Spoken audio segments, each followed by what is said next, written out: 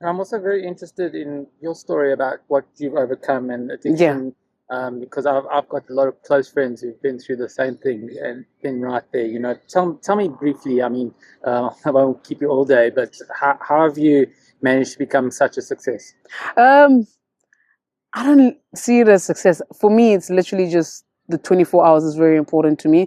And I think when I went into treatment, that was the one thing that I wasn't focused on. I was more focused on what am I doing outside of the game? What am I doing? But then as soon as I got there, they literally said focus on 24 and how you see cricket and how you play cricket. You literally focus on that day because that's the most important. If I think too far ahead, I don't know whether a relapse is coming tomorrow. But if I know that I'm sorting out what I'm meant to do today, I won't relapse tomorrow. It's more like a domino effect. And I think anyone that's going through anything with addiction or with sobriety in general, it's okay. I think if someone told me that it was okay and asked for the help, I think that's the biggest thing. There's nothing to be ashamed of because your story is not done yet. And I always think of life as chapters. It was just another chapter of my life. So I'm looking forward to the rest.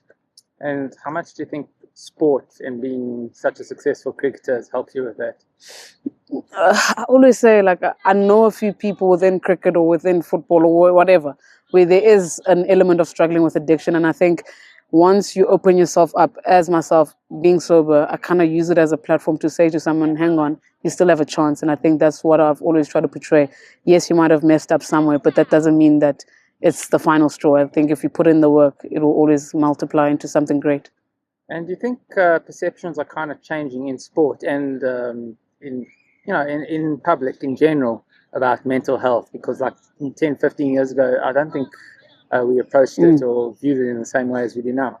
Yeah, I think there's a really conscious one because sometimes you won't understand why a player is going through such a ditch, but you don't know where that player is. And I think it's that I'm not saying level of grace, but I think one has to step back and be like, where I'm sitting, I've also struggled with something. And I think it's just awareness from everyone around, whether it's spectators, fans, coaches, players. And I think it's always just being vulnerable enough to say, hang on, I'm struggling here. And I think it's just be open because you're helping the next person by you being open.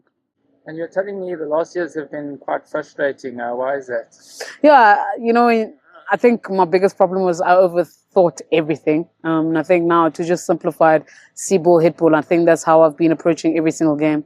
And if I go out, I go out as a very good ball. But I think just taking pressure off myself, just see the ball, and we've trained more than enough hours to say just hit it where it's supposed to go. And what's led to this kind of change of approach? Um, just have fun with it. And I think that's when Coach Mantla came in. Is like, just have fun. Because when you're actually having fun, is you're playing the best cricket. But if you're going to put too much pressure on yourself, everything is going to go downhill. And I think that's literally be like, okay, cool. Let me have fun at training, but also working towards something. And I think that's how I'm seeing everything, especially like this new chapter. I mean, I am 30 now, so. Yeah, I mean, as part of my next question, you're approaching 100 appearances, and by the age of 30, I mean, that's quite something. You played 93 in total so far. Do you pay any attention to personal milestones like that, 100 appearances? No, actually. I think going in, you obviously always want to put play for your country, and it's funny. That's the first time I actually heard that.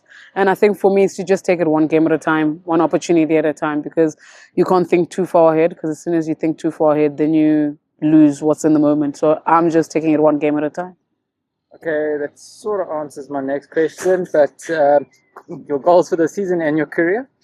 Goals for the season is simply just win games for my team, especially in the back end where I find myself coming in and just putting in good totals. And I think from a keeping perspective, just having energy throughout and just supporting where I can. And I think that's one thing as a wicket keeper, keeping everyone in a positive frame of mind. So that's my biggest goal.